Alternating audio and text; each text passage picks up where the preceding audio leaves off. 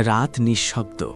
মক্কার আকাশ জুড়ে অসংখ্য নক্ষত্র ঝুলে আছে, যেন কালো মখমলের উপর ছড়িয়ে দেওয়া রূপোর কণা। চাঁদ আধখানা। দূরে পাহাড়ের গা বেয়ে নেমে আসা ঠান্ডা বাতাসে হালকা এক শিরশিরে অনুভূতি। মরুপ্রান্তরের বালু তখন ঠান্ডা হয়ে এসেছে দিনের প্রখর উত্তাপের পর। দূরে উটের গলার ঘণ্টার মৃদু শব্দ, কখনো বা কারো তন্দ্রাচ্ছন্ন কণ্ঠে শোনা যায় কোনো পুরনো গীত। তারপর আবার নীরবতা। এই নীরবতার মাঝখানে দাঁড়িয়ে আছে এক প্রাচীন ঘর কাবা।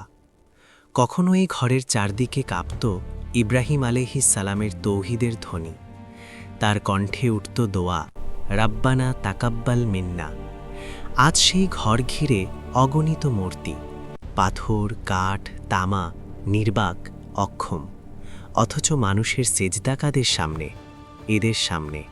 মক্কার আকাশের নিচে আজ রাতেও অনেক ঘরে জ্বলে উঠেছে মদের পাত্র, জুয়া, বেহায়া গানের আসর। কোথাও আবার দ্বন্দ্ব, রক্তের বদলে রক্ত। এক গোত্র অন্য গোত্রকে ঘৃণা করে, এক ধনী আরেক গরিবকে পদদলিত করে, এক পুরুষ নিজের কন্যা শিশুকেই পুঁতে ফেলে গরম বালুর নিচে। রাতের নীরবতা ভেদ করে উঠতে থাকে মাটি চাপা কান্না, কন্যা শিশুর নরম চিৎকার, মায়ের মুফলিস আর্তনাদ, অবিচারে লাঞ্ছিত মানুষের নীরব হাহাকার। এ যেন আলোহীন ইতিহাসের গভীরতম এক অধ্যায়। এ যুগকে পরবর্তীরা এক নাম দেবে, জাহেলিয়াতের যুগ, অজ্ঞতার অন্ধকারের যুগ। কিন্তু অন্ধকার কখনো স্থায়ী হয় না। রাত যত গভীর হয়, ভোর তত কাছে আসে। মক্কার এই আকাশের নিচেই, এই বালুর শহরে অদূর ভবিষ্যতে জন্ম নেবেন এক এতিম শিশু। এক এতিম যার হাত ধরেই বদলে যাবে সমগ্র মানব সভ্যতার ইতিহাস। মক্কা এক অদ্ভুত শহর। চারদিকে উঁচু নিচু পর্বত, মাঝখানে ছোট্ট উপত্যকা। সেখানে গড়ে উঠেছে বনি ইসমাইলের নগরী। ব্যবসা বাণিজ্যে তারা দক্ষ। সারা আরব থেকে কাফেলা আসে এখানে। কাবাকে ঘিরে তারা গর্বিত, নিজেদেরকে ইব্রাহিম আলাইহিসসালামের উত্তরসূরি বলে মনে করে। কিন্তু তৌহিদের আলো হারিয়ে গিয়ে অনেক যুগ পেরিয়েছে। তাদের দোয়া এখন মূর্তির দিকে, তাদের আশা এখন পাথরের দিকে। কারো ঘরে দুর্ভিক্ষ এলেই সে দৌড়ে যায় কাঠের তৈরি ঈশ্বরের সামনে, মাথা নত করে। কারো বাচ্চা অসুস্থ হলে প্রাণ হাতে নিয়ে দৌড়ে আসে লাঠির মতো দাঁড়িয়ে থাকা এক বস্তুর সামনে, যে নিজেই নিজের ওপর থেকে পাখির বিষ্ঠা সরাতে পারে না। তাকেই তারা বলে, হে আমাদের প্রভু। আর এক ভয়াবহ চিত্র যখন কোনো পরিবারে কন্যা শিশু জন্ম নেয়। কেউ কেউ মুখ লাল করে ফেলে, লজ্জায় মাথা নিচু হয়। তারা ভাবে, এই মেয়েটাকে বড় করব, পোশাক দেব, পাহারা দেব, তার চেয়ে আজই এই গরম বালুর নিচে। এভাবেই পুঁতে ফেলা হয় কত যে নিঃস্বার্থ হাসি, কত যে অজরধারা কান্না, কত যে অজানা কিশোরীর জীবন। আল্লাহর কাছে সবই গুনাহ আছে। তবু এই অন্ধকারের মাঝেও কিছু ঝলক আছে। কেউ কেউ নিজেকে আলাদা করে নিয়েছে মূর্তি পূজা থেকে, যেমন জাইদ ইবনু আমর, যারা কোনো মূর্তির সামনে মাথা নত করেনি। কিছু লোক ভাবতে শুরু করেছে, এই পাথর, এই কাঠ কি সত্যিই আমার প্রভু? আকাশের নক্ষত্র, সূর্য, চাঁদ এদেরও তো কেউ বানিয়েছেন। তিনি কে? মানবতার এই নীরব আর্তনাদের মাঝখানেই আল্লাহ ঠিক করে রেখেছেন এক মহান পরিকল্পনা। সব অন্ধকার ভেদ করে আসবে এক আলো, কিন্তু সে আলো প্রথমে আসবে খুব নিঃশব্দে, খুব কোমল আকারে, এক শিশুর কান্না হয়ে, এক এতিমের বুকের হাহাকার হয়ে। সেই সময় মক্কার এক সম্মানিত পরিবার বনি হাশেম। এই পরিবারের তরুণ পুরুষদের মধ্যে একজন আব্দুল্লাহ, চেহারায় নূর, চরিত্রে সততা, কণ্ঠে কোমলতা। তার বিয়ে হয় এক মর্যাদাশীল সুশীল নারী আমিনা বিনতে ওয়াহাব। বিয়ে একথরেই শেষ হয়নি। এই ঘরে আল্লাহর পক্ষ থেকে ছিল এক বিশেষ তাকদীর। কিছুদিন পরই ব্যবসার উদ্দেশ্যে সফরে বের হন আব্দুল্লাহ। ফেরার পথে অসুস্থ হয়ে পড়েন।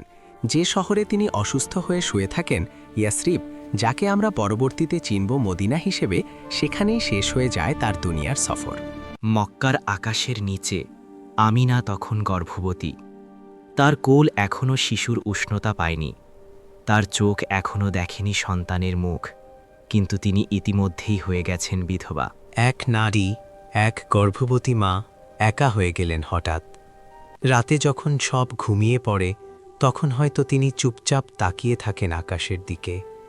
চোখ দুটো ভিজে ওঠে, হয়তো নিঃশব্দে বলেন, হে আল্লাহ, আমার সন্তান এতিম হয়ে আসবে দুনিয়ায়, তুমি ওকে কার? উত্তর এসে যায় অনেক বছর পর কোরআনের আয়াতে, আলাম ইয়াজিদকা ইয়াতীমান ফাআওয়া, তিনি কি আপনাকে এতিম অবস্থায় পাননি অতপর আশ্রয় দেননি? কিন্তু সেই রাতগুলোতে আমিনা রাদিয়াল্লাহু আনহা কিছুই জানেন না ভবিষ্যতের এই আয়াতর কথা। তিনি শুধু জানেন তার গর্ভে একটি সন্তান আছে, একটি হৃৎস্পন্দন আছে, এতিম হয়ে জন্মাবে, তবু তিনি তাকেই আঁকড়ে ধরে বাঁচছেন। এভাবেই আসে সেই রাত, ইতিহাস যাকে মনে রাখবে চিরদিন। বছরটি হস্তিওয়ালা বাহিনীর হামলার বছর, যেদিন এক খ্রিস্টান শাসক আব্রাহা কাবা ধ্বংস করতে হাতির সেনা নিয়ে আসে, আর আল্লাহ নিজেই নিরাপদ রাখেন তার ঘরকে ছোট ছোট পাখির ঝাঁকে পাথরের আঘাতে। সেই বছরই এই মক্কাতেই রবিউল আউয়াল মাসের এক আশীর্বাদময় রাতে আমিনা রাদিয়াল্লাহু আনহার ঘরে জন্ম নিলেন এক শিশু।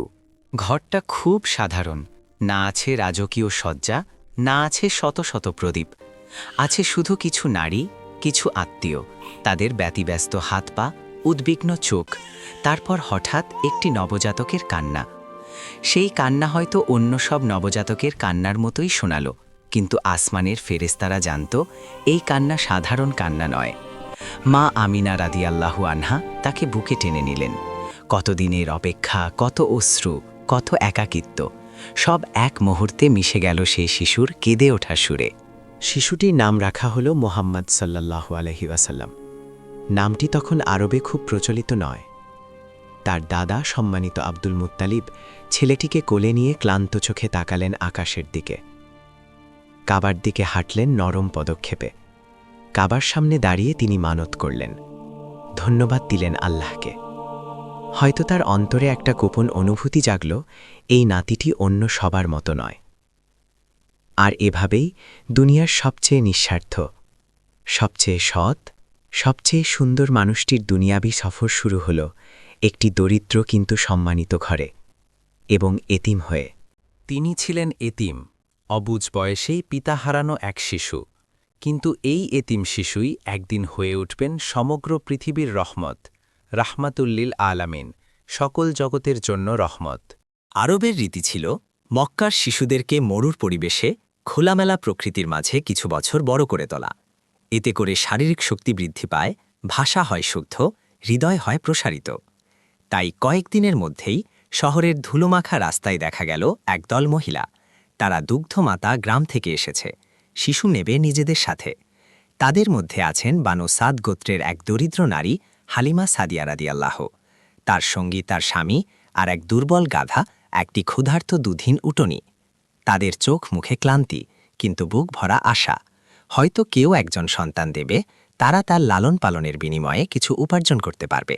মক্কার ধনী পরিবারগুলো তাদের শিশু গুটি গুটি তুলে দেয় বেশ ভালো অবস্থা সম্পন্ন দুধ মায়েদের হাতে। একজন, দুজন, তিনজন হালিমা রাদিয়াল্লাহু আনহার সামনে দিয়ে কত শ্বেত শুভ্র কম্বল মোড়া শিশু চলে গেল, কিন্তু কেউই তাকেই বেছে নিল না। অবশেষে যখন প্রায় সব শিশু চলে গেছে, হালিমা রাদিয়াল্লাহু আনহার সামনে আসলো এক শেষ শিশু, ছোট্ট, শান্ত, তার বাবার ছায়া নেই, সে এতিম। দরিদ্র দুধমায়ের চোখে এক মুহূর্ত দ্বিধা ভেসে উঠল। এতিমের কাছ থেকে আর্থিক উপকার পাওয়া কঠিন, কিন্তু তারপরই যেন তার অন্তরে এক নরম অনুভূতি বলল, এই শিশুকে ফিরিয়ে নিও না, এতিমের কোল খালি রেখো না। তিনি শিশুটিকে কোলে নিলেন। এতিম, কিন্তু তার মুখটা অপূর্ব শান্ত, ঘুমিয়ে আছে নিশ্চিন্তে। হালিমা রাদিয়াল্লাহু পরে জীবনে বহুবার বলবেন, সেদিনই তার জীবনে শুরু হয়েছিল এক অদ্ভুত বরকতের অধ্যায়। সে রাতেই যে উটনী এতদিন দুধ দিত না হঠাৎ প্রাচুর্যে ভরে উঠল, যে গাধাটি ক্লান্তিতে টলতেও পারত না হঠাৎই সে দ্রুতগামী হয়ে গেল। তাদের সীমিত ঘরে এলো শান্তি আর তৃপ্তি। কোনো বাড়াবাড়িমায়, কোনো অলঙ্কার নয়, বরং আল্লাহর পক্ষ থেকে এক সহজ, নীরবে প্রবাহিত হওয়া বরকত। মোহাম্মদ সাল্লাল্লাহু আলাইহি ওয়াসাল্লাম এখন বানু সাদের মোড় প্রান্তরে। চারদিকে বিশাল আকাশ, খোলা বাতাস, উঁচু নিচু পাহাড়। এখানে রাতগুলো ঠান্ডা, তারা ভরা, দিনগুলো উত্তাপময়, জীবনধর্মী। হালিমা রাদিয়াল্লাহু আনহার বুকে তিনি যেন নিজের মায়ের উষ্ণতার এক বিকল্প খুঁজে পান। তাদের ক্ষুধেরা, দুধ ভাই বোনেরা তার সাথে খেলে দৌড়ে বেড়ায়, কিন্তু সবার মধ্যেই সে আলাদা। সে ঝগড়া করে না, কারো হক মারে না, মিথ্যে বলে না। খেলা করতে করতে কেউ আঘাত পেলে ওদের ছোট্ট ভাই সময় নিয়ে তার হাত ধরে রাখে, আওয়াজ দিয়ে ডাকে। মনে হয় ছোটবেলা থেকেই তার ভেতরে অন্যের প্রতি অদ্ভুত এক মমতা। একদিনের কথা, মোহাম্মদ সাল্লাল্লাহু আলহি ওয়াসাল্লাম তখন ছোট, হয়তো 4 বছর বয়স। খোলা মাঠে খেলছে অন্য শিশুদের সঙ্গে। হঠাৎ এক অদ্ভুত দৃশ্য। সাদা পোশাক পরা দুজন ব্যক্তি এসে তাকে ধরে নিল, তার গায়ের কাপড় খুলে বুকের দিকটা খুলে দিল। অদৃশ্য কোনো এক জগতের পর্দা সরে যেতে লাগল। শিশুরা চিৎকার করে দৌড়ে চলে গেল। হালিমা রাদিয়াল্লাহু আনহা দৌড়ে এলেন, দেখলেন তার পালক ছেলের মুখ ফ্যাকাশে কিন্তু চোখ গভীর, স্থির। বুকে কোনো রক্তের দাগ নেই, কিন্তু তিনি নিজে অনুভব করেন এই শিশুর হৃদয় থেকে কোনো এক অশুভ বিষ, কোনো এক কালো দাগ সরিয়ে ফেলা হয়েছে। সহি হাদিসে আসে, ফেরেস্তা জিবরিল আলহিসাল্লাম তার বুক চিরে অন্তর ধুয়ে দিয়েছেন, শয়তানের অংশ বের করে ফেলে দিয়েছেন। আল্লাহ তার প্রিয় বান্দার অন্তরকে প্রস্তুত করছেন এক বিশাল আমানতের জন্য, ওহির আমানত, নুবুয়াতের আমানত। হালিমা রাদিয়াল্লাহু আনহা ভয় পেয়ে তাকে দ্রুত মক্কায় ফিরিয়ে আনলেন, কিন্তু তিনি কখনোই ভুলে যাননি তার জীবনে এতিম শিশুটির আনয়ন করা অপরিসীম বরকত। এ ছিল এক শিশুকাল, যার ভেতর থেকেই স্পষ্ট হয়ে উঠছিল এই শিশু সাধারণ শিশু নয়। মোহাম্মদ সাল্লাল্লাহু আলহি ওয়াসাল্লাম এখন 6 বছরের শিশু। তাকে মক্কায় ফিরিয়ে নেওয়া হয়েছে তার মা আমিনা রাদিয়াল্লাহু আনহার কাছে। মা তার চোখের সামনে বুকে টেনে নেন, গালে চুমু খান, কিন্তু যে শূন্যতা তৈরি হয়েছিল বাবাহীন জীবনে, তা এখনও ভেতরে ভেতরে জেগে থাকে। আমিনা রাদিয়াল্লাহু আনহা মাঝে মাঝে ছেলের কপালে হাত রেখে চুপচাপ তাকিয়ে থাকেন। এই শিশুটি কি হবে বড় হয়ে, কি আছে তার তাকদিরে? একদিন মা ঠিক করলেন ছেলেকে নিয়ে যাবেন ইয়াসরিবে, যেখানে কবরের ভেতর ঘুমিয়ে আছেন তার বাবা আব্দুল্লাহ। শিশু যেন অন্তত একবার দেখে আসে তার পিতার মাতৃভূমি, তার কবরের শহর। মক্কা থেকে কাফেলা রওনা হল। কয়েকদিনের দীর্ঘ পথ পেরিয়ে মা আর ছেলে পৌঁছালেন সবুজের শহর ইয়াসরিব। ওখানকার আবহাওয়া আলাদা। মক্কার মতো বালুর ধুলা নয়, বরং তালগাছের সারি, খেজুর বাগান, মাটির ঘর আর মানুষদের মুখে নরম অদ্ভুত স্নিগ্ধতা। কেউ কেউ বলে ইয়াসরিব যেন অপেক্ষা করছিল এই শিশুটির আগমনের জন্য, যে একদিন এই শহরকে বদলে দেবে মাদিনাতুন নবীতে। কয়েকদিন থেকেও আবার কাফেলা পা বাড়াল মক্কার পথে। ফেরার পথে অল্প গাছপালায় ঘেরা এক জায়গায় মা হঠাৎ অসুস্থ হয়ে পড়লেন। জ্বর, ক্লান্তি, দুর্বলতা, কয়েকদিনের মধ্যেই অবস্থা গুরুতর হয়ে উঠল। এক দৃশ্য যা কল্পনা করতে গেলেও বুক মোচড় দিয়ে ওঠে। একদিকে ছোট্ট শিশু মোহাম্মদ, বয়স মাত্র 6, অন্যদিকে তার মা, মৃত্যুর যন্ত্রণায় ধীরে ধীরে নিস্তেজ হয়ে আসছেন। মায়ের ঠোঁট শুকিয়ে গেছে, চোখ দুটো ক্লান্ত, তবু তিনি শেষ শক্তি দিয়ে ছেলের দিকে তাকালেন। হয়তো বললেন নরম স্বরে, বাবা, আমাকে ছেড়ে চলে যেও না, কিন্তু আজ আমিই আগে চলে যাচ্ছি। অদূরে এক জায়গা আবোয়া, সেখানে খনন করা হলো একটি কবর।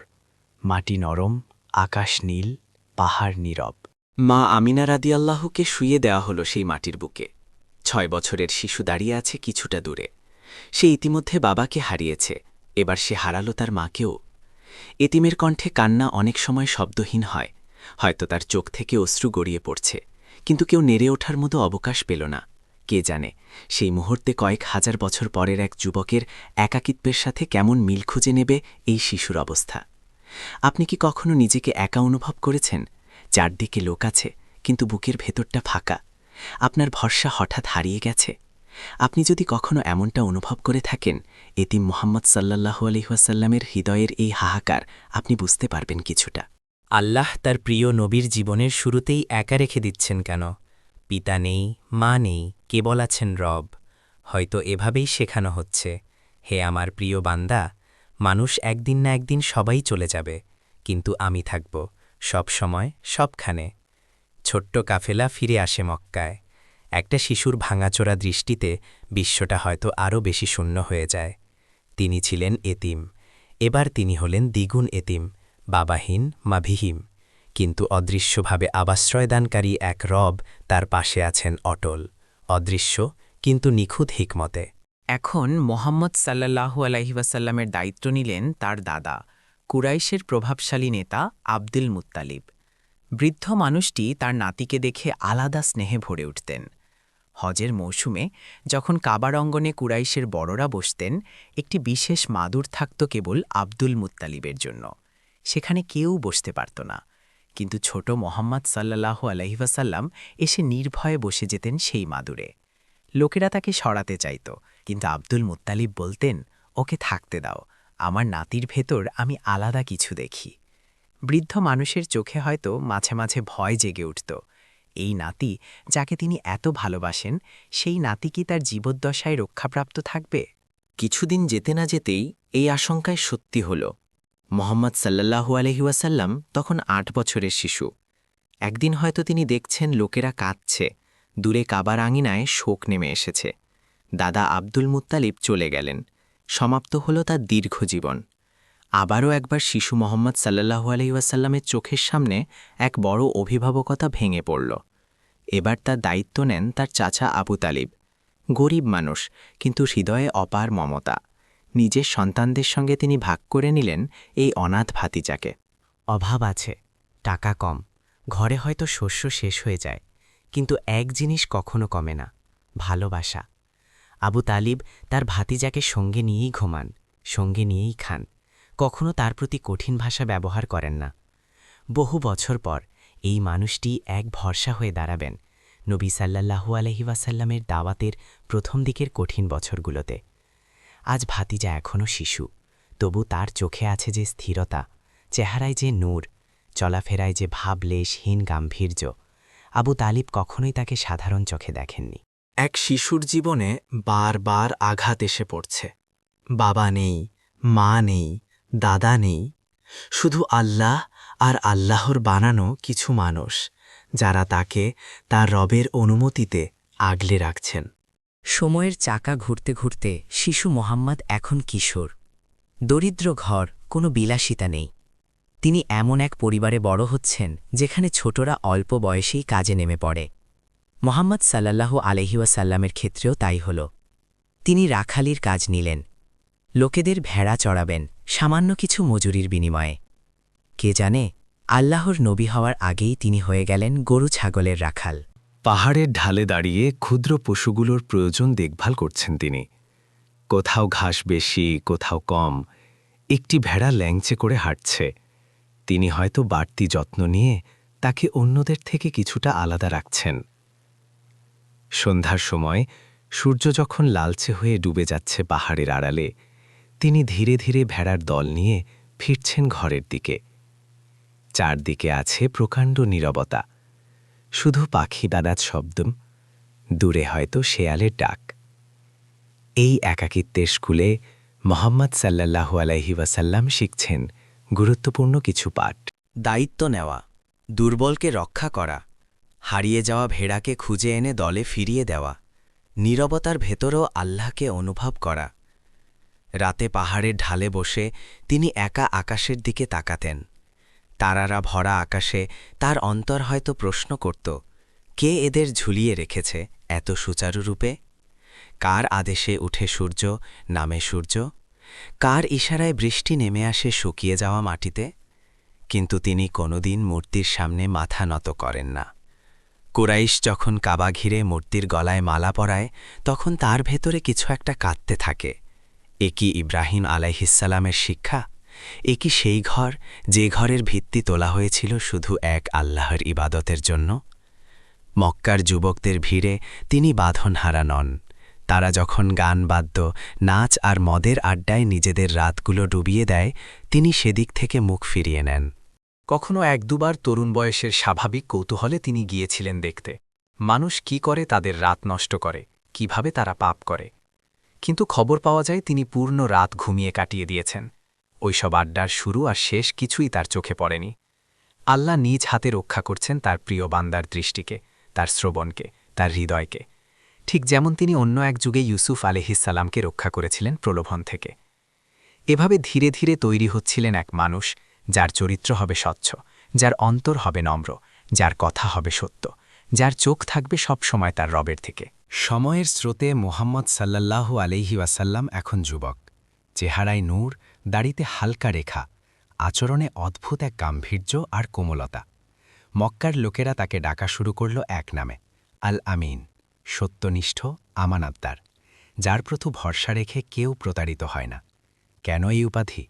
কারণ তিনি কখনো মিথ্যে বলেন না, কখনো কারো হক মারেন না, কারো হাতে আমানত দিলে বছরের পর বছর গেলেও তা অক্ষুণ্ণ থাকে, যার পার হাতে নয়, আল্লাহর হেফাজত ফেলাছে। ব্যবসায়ও তিনি আলাদা ছিলেন। দেখলেন এক পণ্যে একটু ত্রুটি, তিনি নিজেই ক্রেতাকে তা জানিয়ে দেন। দেখলেন কেউ মাপে কম দিচ্ছে, তার চোখে বিরক্তি ঝিলিক মারে, কারণ তিনি জানেন এ সবই আল্লাহর কাছে গোনার মধ্যে পড়ে। এই সততার খ্যাতি একদিন পৌঁছে গেল মক্কার এক মহিয়সী নারীর কানে, খাদিজা বিনতে খুয়াইলিদ রাদিয়াল্লাহু আনহা। তিনি ধনী ব্যবসায়ী, মানুষ তাকে সম্মান করে তাহিরা, পবিত্রা বলে। তিনি চান তার বাণিজ্য কাফেলার নেতৃত্ব দিক কেউ যে সৎ, বিশ্বস্ত, যার মাধ্যমে তিনি প্রতারিত হবেন না। মোহাম্মদ সাল্লাল্লাহু আলাইহি ওয়াসাল্লামের নাম তিনি আগেও শুনেছেন। আজ সাহস করে মানুষ পাঠালেন, প্রস্তাব দিলেন তার ব্যবসার কাফেলা নিয়ে তার হয়ে শামে যাবেন কি না। তিনি রাজি হলেন। কাফেলায় ছিলেন খাদিজা রাদিয়াল্লাহু আনহার এক বিশ্বস্ত সহকারী মাইসারা। রওনা হলো কাফেলা। গরম বালুর উপর দিয়ে লম্বা সারি উটের গলায় ঘণ্টা, শুকনো বাতাস, তার মাঝেই হাঁটছেন এক যুবক, চোখে সততার দীপ্তি, ঠোঁট আল্লাহর নিঃশব্দ স্মরণ। যাত্রাপথে মাইসারা দেখলেন অনেক অদ্ভুত ব্যাপার। তার ব্যবসা কখনো এত লাভ করেনি, কোনো কারবারিও এতটা সৎ আচরণ করেনি। তিনি তাকিয়ে থাকলেন বিস্ময়ে। ফেরার পথে মক্কায় ফিরে গিয়ে খাদিজা রাদিয়াল্লাহু আনহাকে সবকিছু বর্ণনা করলেন। তিনি স্বচক্ষে দেখলেন লাভ, নিষ্ঠা, চরিত্র সব মিলিয়ে এক অদ্ভুত সমন্বয়। খাদিজা রাদিয়াল্লাহু আনহার হৃদয়ে এই মানুষের জন্য এক নীরব শ্রদ্ধা জায়গা করে নিল। এ শ্রদ্ধা ধীরে ধীরে রূপ নিল এক প্রস্তাবে, বিবাহের প্রস্তাব। তিনি বয়সে মুহাম্মদ সাল্লাল্লাহু আলাইহি ওয়াসাল্লামের চেয়ে বড়, তিনি বিধবা, কিন্তু তার অন্তরে কোনো লজ্জা নেই এই প্রস্তাব নিয়ে, কারণ তিনি জানেন তার মন আকৃষ্ট হয়েছে কোনো বাহ্যিক কারণে নয়, বরং সৎ চরিত্রের আলোয়। আবু তালিবের মাধ্যমে আলোচনার পর ঘটল সেই মহিমান্বিত বিয়ে, মহাবিশ্বের সেরা পুরুষ এবং ইসলামের প্রথম মহব্বত ও ত্যাগের প্রতীক এক নারী খাদিজা রাদিয়াল্লাহু আনহার মিলন। এই ঘর খুব সমৃদ্ধ অর্থে, কিন্তু তার চেয়েও বেশি সমৃদ্ধ হৃদয়ে। মোহাম্মদ সাল্লাল্লাহু আলাইহি ওয়াসাল্লামের এতিম জীবনে এ যেন প্রথম বৃহৎ দুনিয়াবী সান্ত্বনা। এবার তার আছে একটি ঘর, একজন স্নেহময় স্ত্রী, কিছু সন্তান এবং সবচেয়ে বড় কথা, এক অন্তরঙ্গ সঙ্গী যিনি সবসময় তার পাশে থাকবেন। যখন তিনি ক্লান্ত হয়ে ঘরে ফিরতেন, খাদিজা রাদিয়াল্লাহু তাআলা আনহু তার চোখের দিকে তাকিয়ে তারুণ্যের ক্লান্তিতে ভেঙে পড়া কপালে হাত বুলিয়ে দিতেন, বলতেন, আপনি সত্যবাদী, আপনি আত্মীয়তার সম্পর্ক রক্ষা করেন, আপনি দুর্বলকে সহায়তা করেন, আল্লাহ আপনাকে কখনো অপমান করবেন না। এই কথাগুলো তিনি ভবিষ্যতে আরও এক ভয়ঙ্কর রাতে উচ্চারণ করবেন, যখন নেমে আসবে প্রথম ওহী। কিন্তু আজ এগুলো শুধু একটি স্বামীকে সম্মান জানানোর নয়ং শব্দ একজন স্ত্রীর মুখে। মক্কার সমাজ তখনও ডুবে আছে অজ্ঞতায়।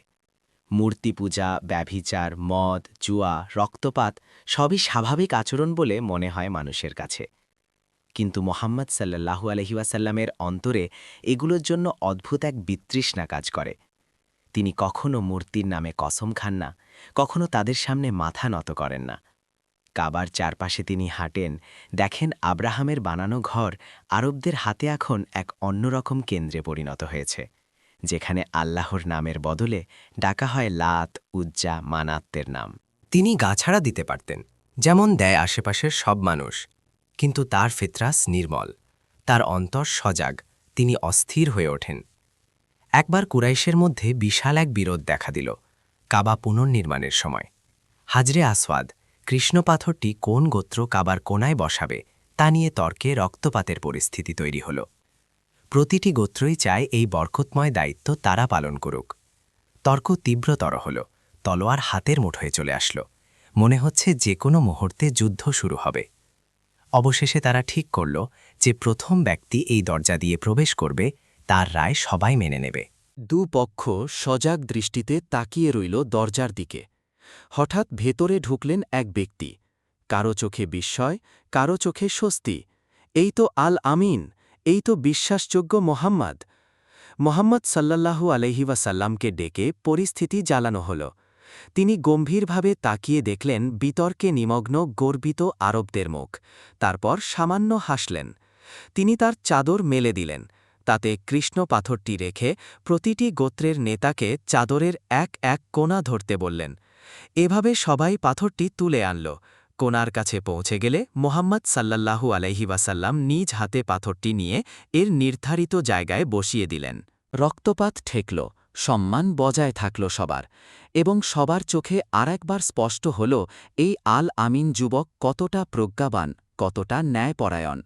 তিনি তখনও নবী নন, তখনও তার ওপর কোনো ওহী নাজিল হয়নি, কিন্তু তার জীবন নিঃশব্দে মানুষকে শেখাচ্ছে সততা কি, বিচার কিভাবে করতে হয়, কিভাবে অন্ধকার সমাজেও একজন মানুষ আলো হতে পারে। বিয়ের বছরগুলো কেটে যাচ্ছে। ঘরে এসেছে সন্তান কাসিম, জাইনাব, রুকাইয়া, উম্মে কুলসুম, ফাতিমা রাদিয়াল্লাহু। এরা সবাই সেই ঘরের নীরব সাক্ষী, যেখানে একজন মানুষ দৃশ্যমানভাবে কারও উপাসনা করছেন না, কিন্তু অদৃশ্যভাবে স্বল্প সময় মুখ তুলে তাকিয়ে থাকেন আকাশের দিকে। 40-এর কাছাকাছি বয়সে মোহাম্মদ সাল্লাল্লাহু আলাইহি ওয়াসাল্লামের অন্তরে এক নতুন ধরনের অস্থিরতা জাগতে শুরু করল। তিনি সমাজের অন্যায়ের দৃশ্যগুলো আর সহ্য করতে পারেন না। কেন এক ধনী মানুষ দরিদ্রের হক মারবে, কারো জমি দখল করবে? কেন একজন মানুষ তার কন্যা শিশুকে কেবল মেয়ে সন্তান হবার অপরাধে জীবিত পুঁতে ফেলবে?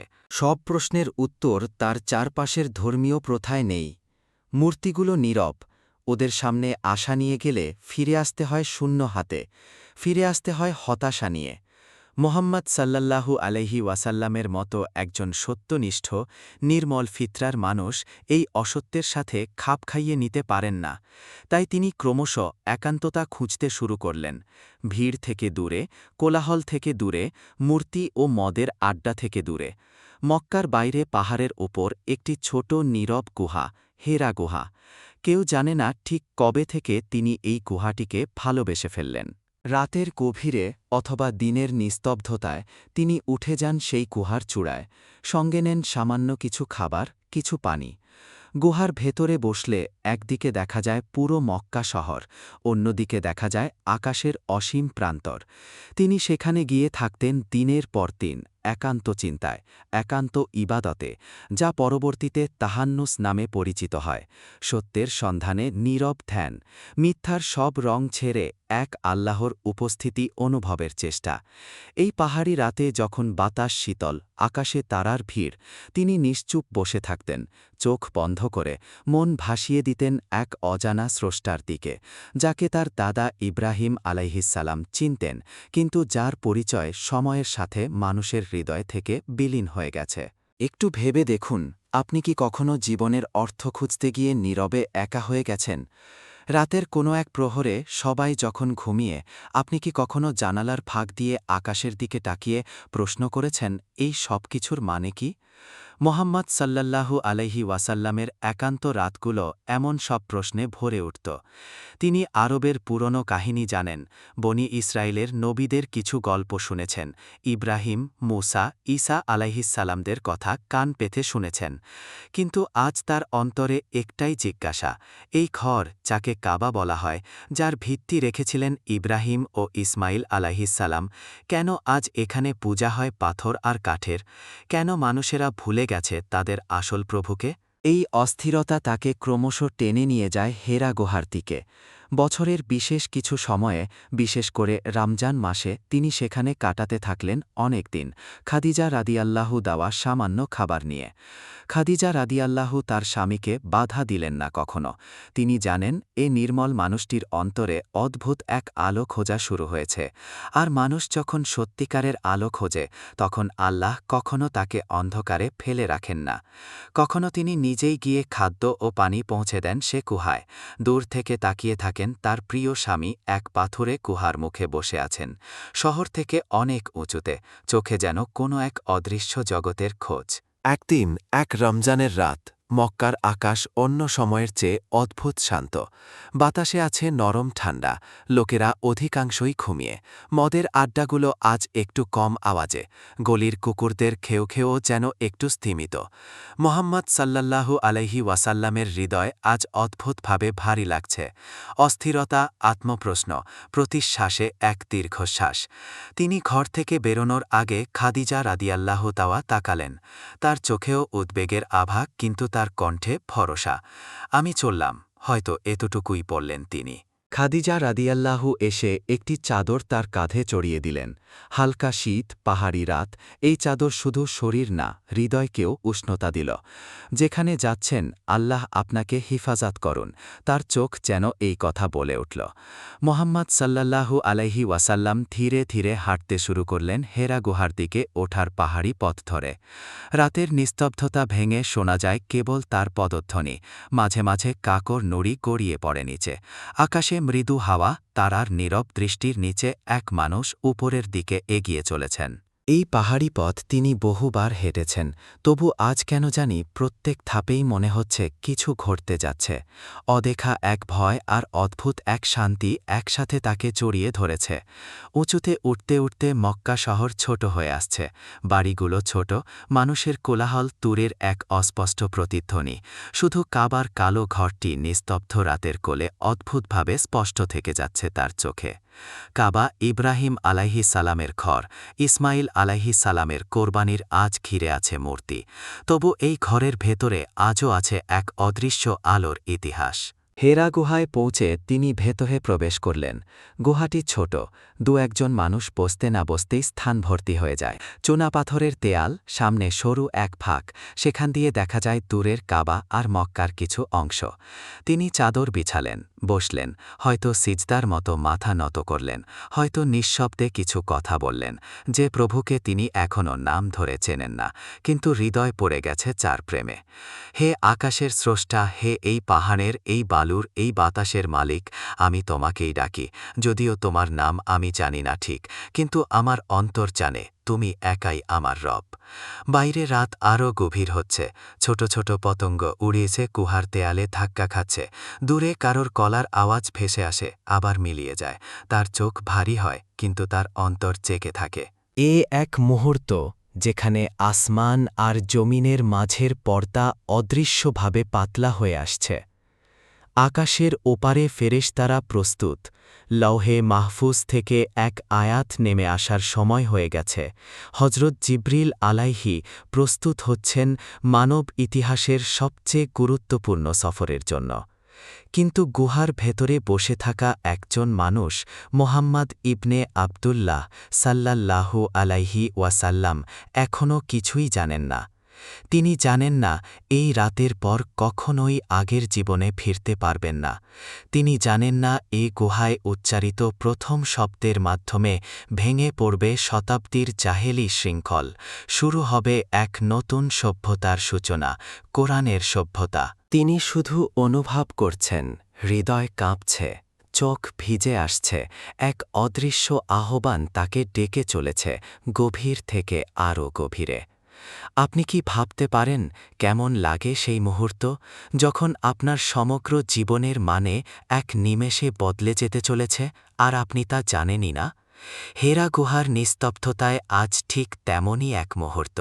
মোহাম্মদ সাল্লাল্লাহু গায়ে জড়িয়ে বসে আছেন, হয়তো হালকা তন্দ্রায় ডুবছেন, হয়তো স্মরণ করছেন তার এতিম শৈশব, মায়ের কবর, দাদার স্নেহমাখা চাহনি, আবু তালিব, খাদিজা রাদির কোমল দৃষ্টি, মক্কার মানুষের অজ্ঞতা, কন্যা শিশুর কান্না, গরিবের হাহাকার। সব মিলেমিশে এক ভারী দীর্ঘশ্বাস বেরিয়ে আসে তার বুক থেকে। হে আল্লাহ, এই অন্ধকারের শেষ কোথায়?